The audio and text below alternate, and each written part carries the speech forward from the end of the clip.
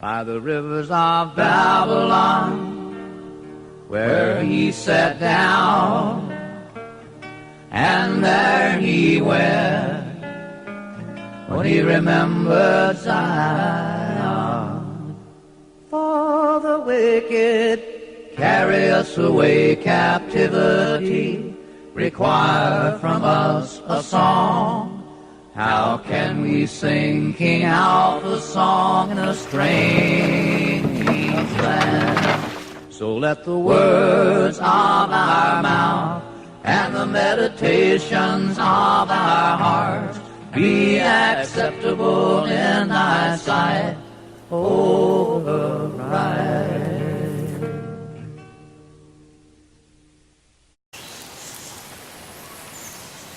I think the most important message is to define how you want to be connected to the river, and not just the water that's in the river, but the river as an integrated ecosystem,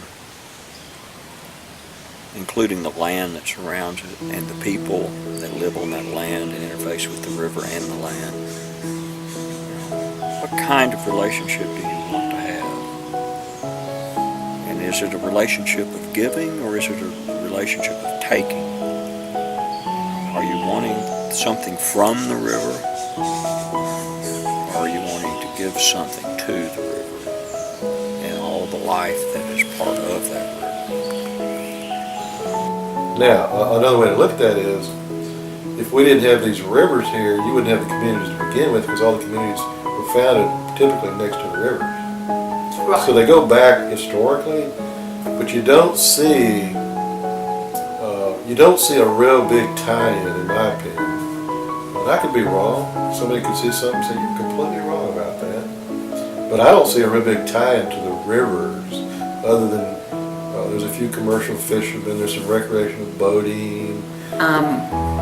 And I fell in love with the Pascagoula River.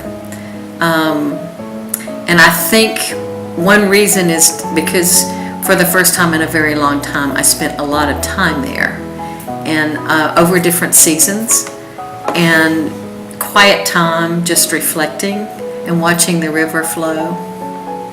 It's not just swimming and boating that connects people with rivers, but in our case here, bird watching, because the migratory flight path is along the Mississippi River. So the bird watching here in the Mississippi Flyway can be excellent. The Tallahatchie River is important to this community. As a matter of fact, I think this community being here is based on the Tallahatchie River for this community, because it runs right behind the city itself.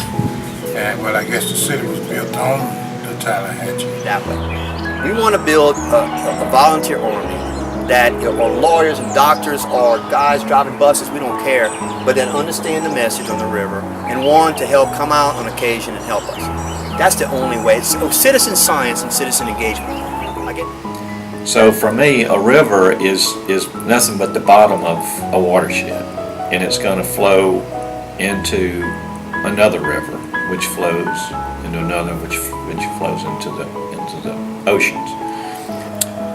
Yes, there's definitely a relationship with the health of the community and the health of the river.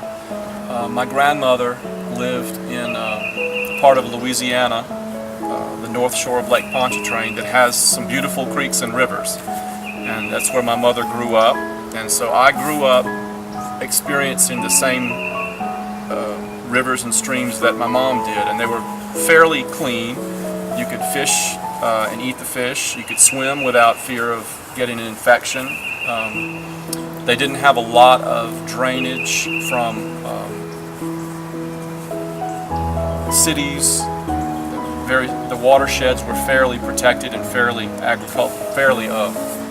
well forested. So they had nice drainages and the water quality was good. So I grew up fishing in one of those when I was a little bitty boy, and I've always loved to play in rivers, to look underneath logs and see what's there. The creek that I played on was a great teacher. In some ways, it taught me more about biology and ecology than anything I could get out of a book, or at least it validated the things that I read. Or say, hey, don't do this anymore. It's got to be individual responsibilities, what we keep saying. Everybody's got a responsibility to keep their watershed clean. We lose our conservation ethic. And that's one thing we're trying to do, is just a small part at the nature center. But with these children, we're trying to get them away from their cell phones and the computers, which they're addicted to at 5 years of age. Get them outside. Get them to understand what's going on outside, to give them some basic appreciation. You know, because that's what we're going to do, is lose. We're going to lose a whole generation.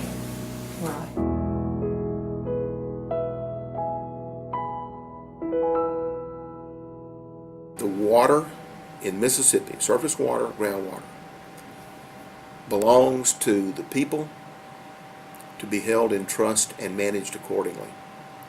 People don't own water. They have a right to use it, and the use will be regulated, but they don't own water. Share a message of hope for the Simeto people. Okay. I think the basic thing is that there's nothing as people we can't get together and solve. There's no problem too big, but it takes the first person getting together with the second person, making the decision, we're going to take action, and then getting more people and doing that action. We can't stop and expect others to do it for us. You can always fight, but I think there have to be people out there willing to sit down and find alternatives and solutions.